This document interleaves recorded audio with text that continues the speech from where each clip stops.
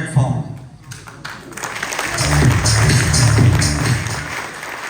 आज मैं जो कुछ भी हूं और हम सब जो कुछ भी हैं वो सब इस प्लेटफॉर्म की वजह से है।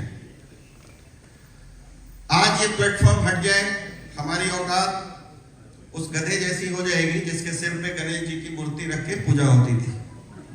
ठीक है, तो ये गणेश जी की मूर्ति है। रेस्पेक्ट करना है इस प्लेटफॉर्म को, क्योंकि ये प्लेटफॉर्म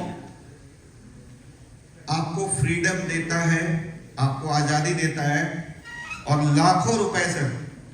कभी कभी तो हम लोगों को ना वो कॉन्टेस्ट से 5-5 लाख रुपए महीने में आ जाते हैं, जिसके लिए कोई काम ही नहीं किया, कुछ पता ही नहीं है, प्लान में भी नहीं था।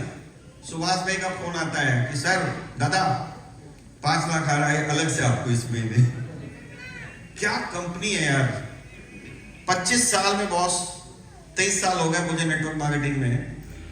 गारंटी देके बोल सकता हूं इनर्जिक जैसा प्लेटफॉर्म आपको नहीं मिलेगा, गारंटी दे। और अगर आप यहां पे सफल नहीं हुए ना, यहां पे सफल नहीं हुए तो अपनी बीवी को बोल देना कि तुम्हारी शादी एक नकारा आदमी से हुई है।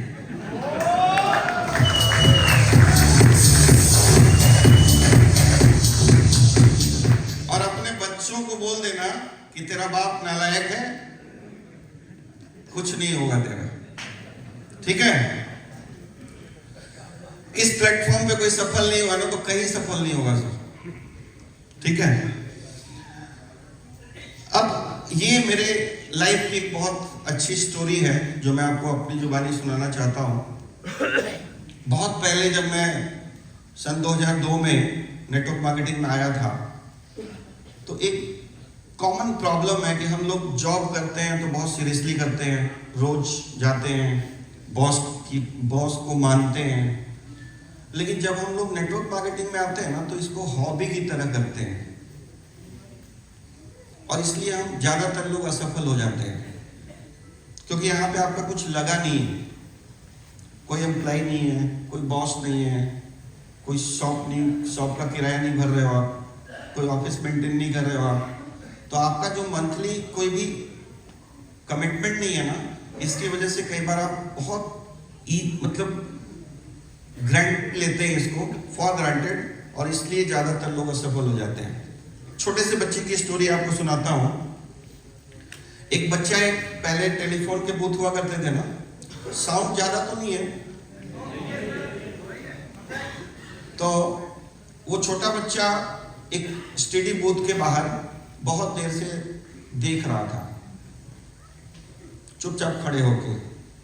1 घंटा हो गया, 2 घंटा हो गया, तो उस स्टडी बूथ वाले के मालिक को लगा कि क्या है इस बच्चे में प्रॉब्लम, क्यों खड़ा है भाई। तो उसको बुलाया उसने, तो उसने कहा कि सर मैंने ना आज एक पता लगा है कि कहीं पे काम वाले लड़की की जरूरत है, नौकर की जरूरत है किन्हीं को, उनका फोन नंबर मेरे पास है, उनको कॉल करना है, मुझे जॉब की बहुत जरूरत है, लेकिन वो जो पैसा नहीं है मेरे पास फोन करने के लिए। तो उसको दया आ गई पीसी वाले को, बूथ वाले को। उसने बोला आ जाओ कॉल कर लो। तो उसने कॉल लगाया और कॉल लगाने के बाद उधर से एक महिला की आवाज आई। उसने बोला मालकिन मैं आपके यहाँ नौकरी करना चाहता हूँ। तो उसने कहा नहीं मेरा नौकर तो बहुत अच्छा है। तो उसने कहा कि आप जितना पैसा उनको देती हो ना, मैं उससे कम में करने को तैयार हूँ, मुझे बहुत ज़रूरत है पैसों की। तो महिला ने कहा कि नहीं मेरा नौकर बहुत अच्छा है, मैं तुमको काम पे नहीं रख सकती हूँ। फिर वो रोने लगा, गिड़गिड़ाने लगा। फिर उसने कहा कि मैं बाकी काम भी कर दूंगा, आपके बच्चों को स्कूल भी छोड़ूंगा, गार्डन की सफाई भी रखूंगा, मतलब मैं ये भी करूंगा वो भी करूंगा, आधी सैलरी में कर लूंगा। सारे ऑप्शंस उसने दिए, लेकिन महिला का एक ही जवाब आया कि नहीं मैं अपना नौकर रिप्लेस नहीं कर सकती हूँ।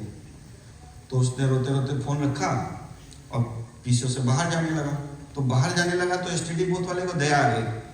उसने कहा यार तुमको नौकरी की जरूरत है? तो बोला नहीं।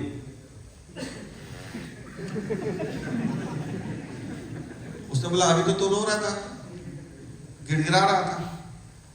तो उसने कहा कि नहीं सर मैं एक्चुअली छुट्टी पे आया हूँ और मैं कंफर्म कर रहा था कि मालकिन मेरे से खुश हैं कि नहीं।